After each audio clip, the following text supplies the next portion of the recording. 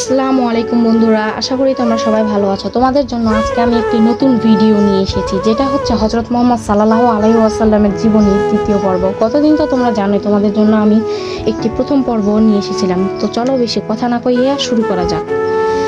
আমাদের পশুর পাল দুর্ভিক্ষের কাবু হয়ে পড়েছিল, কিন্তু নিজ বাড়ি ফিরে বিস্মিত হলাম যে অন্যান্য ভালো মৌসুমের চেয়ে আমাদের ভেড়াগুলো সতেজ হয়ে উঠেছে এবং তাদের স্তন দুধে এমনই স্ফীত হয়ে উঠেছে যা আমাদের প্রয়োজনের তুলনায় অনেক বেশি। কিন্তু আমাদের আশেপাশের পশুপালের অবস্থা ছিল শোচনীয় এবং সেজন্য মালিকগণ নিজ রাখালদের দোষারোপ করতে লাগলো। তারা রাখালদের গালি দিতে লাগলো। তারা আরও বলল, হালিমার ভেড়াগুলো যেখানে চড়ে সেখানে আমাদের ভেড়াগুলো চড়াতে পারিস না? রাখালরা নির্দেশ মোতাবেক কাজ করলো, কিন্তু তাতে কোনো ফল হলো না। যে মাটি থেকে কচি ঘাসগুলো গজিয়ে উঠেছিল সেখানে আবারও ওই মাটিতে মিশে গেল। আমাদের বাড়ি ঘর কল্যাণ ও প্রাচুর্যে ভরে উঠতে লাগলো। শিশু মুহাম্মদ সাল্লাল্লাহু আলাইহি ওয়াসাল্লাম এর বয়স যখন 2 বছর হলো, তখন আমি তাকে দুধ ছাড়িয়ে দিলাম। তার হাবভাব সত্যিকারের অসাধারণত্ব প্রকাশ পেল। মাত্র 9 মাস বয়সে শিশু মুহাম্মদ সাল্লাল্লাহু আলাইহি ওয়াসাল্লাম এত সুন্দর স্বরে কথা বলতো যে তা সবার হৃদয় স্পর্শ করত। সে কখনো নোংরা থাকতো না এবং কখনো ফুঁপিয়ে ফুঁপিয়ে বা চিৎকার করে কাঁদতো না, দৈবাত বা বিবস্ত্র অবস্থায় ব্যতীত। যদি কখনো রাতে সে অস্থির হয়ে উঠত এবং ঘুমাতে চাইতো না, তখন আমি তাকে তাঁবুর বাইরে নিয়ে আসতাম। সে তখনই আকাশের তারকারাজির দিকে অপাল নয়নে তাকিয়ে থাকত। সে ভীষণ আনন্দিত হয়ে উঠত এবং যখন দৃশ্যবলী দেখতে দেখতে ক্লান্ত হয়ে পড়ত, তখন সে চোখ বুজে ঘুমিয়ে যেত। যখন তাকে দুধ ছাড়ানো হলো, হালিমা প্রতিশ্রুতি মোতাবেক তাকে তার মায়ের কাছে ফিরিয়ে দিল। মা তাকে পাওয়ার জন্য উদ্গ্রীব ছিল। এর বিরহ অভাগিনী ধাত্রী মাতার জন্য ছিল অসহনীয়। এই বিচ্ছেদ তার কাছে বড়ই বেদনাদায়ক হয়ে দেখা দিয়েছিল। মক্কা নগরীতে পৌঁছামাত্র হালিমা বিবি আমিনার পায়ে পড়ে মিনতি জানিয়ে বললেন, দেখুন বাদিয়ার আলো বাতাসে আপনার বাচ্চা কীরকম সুস্থ স্বাস্থ্যের অধিকারী হয়েছে। এখন যেহেতু সে হাঁটতে শিখেছে, বদিয়ায় থাকলে সে ওর জন্য আরও ভালো হতো। মক্কার আলো বাতাস এখন স্বাস্থ্যের জন্য বড়ই মারাত্মক।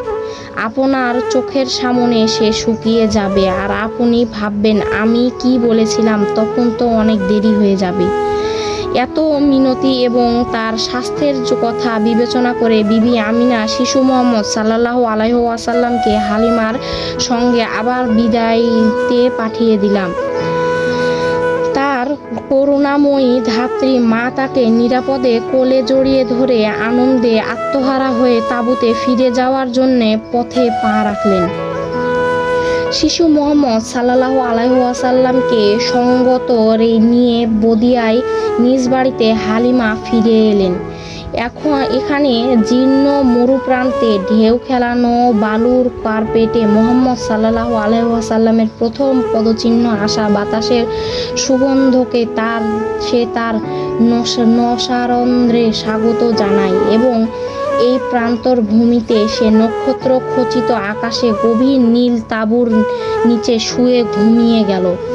মরুভূমির রাত্রির নির্মল বাতাসে নিঃশ্বাসের নিয়ে তার বক্ষদেশ স্থিত হয়ে উঠল। যাযাবরদের পুষ্টিকর খাদ্য খেয়ে সে সুস্পষ্ট বেড়ে উঠতে লাগলো। তার খাদ্য তালিকায় ছিল দুধ, পনির, সেকা রুটি, উট ও ভেড়ার গোশত। এই পরিবেশ তাকে দৈহিক ও আত্মিক শক্তি জুগিয়েছিল, যা পরবর্তী জীবনে বহু কঠিন পরীক্ষায় উত্তীর্ণ হতে তাকে অনেক সাহায্য করেছিল। হযরত মুহাম্মদ সাল্লাল্লাহু আলাইহি ওয়াসাল্লাম পরম আনন্দে তার নিয়ামত দান করেছেন। যার মধ্যে প্রথমটি হচ্ছে মক্কায় সবচেয়ে সম্ভ্রান্ত কুরাইশ বংশের জন্মানো, আর দ্বিতীয়টি হচ্ছে সমগ্র হিজাজের সবচেয়ে স্বাস্থ্যকর অঞ্চল বনি সাদের প্রতিপালক হওয়া। যখন তিনি অন্যান্য যাযাবর বালকদের দলে মিশে পাহাড়ের উপর চড়ে ভেড়া চড়ানো দৃশ্যবলী দেখতেন, সেই সব দৃশ্যবলী তার মনে থেকে কখনো মুছে যেত না।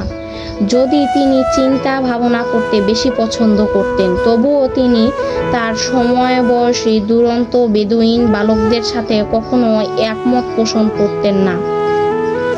তিনি ওইসব বালকদের কাছ থেকে নিজেকে সরিয়ে নিয়ে গোপনে তাঁবুর নিকটে নির্জন স্থানে বসে চিন্তামগ্ন থাকতেন।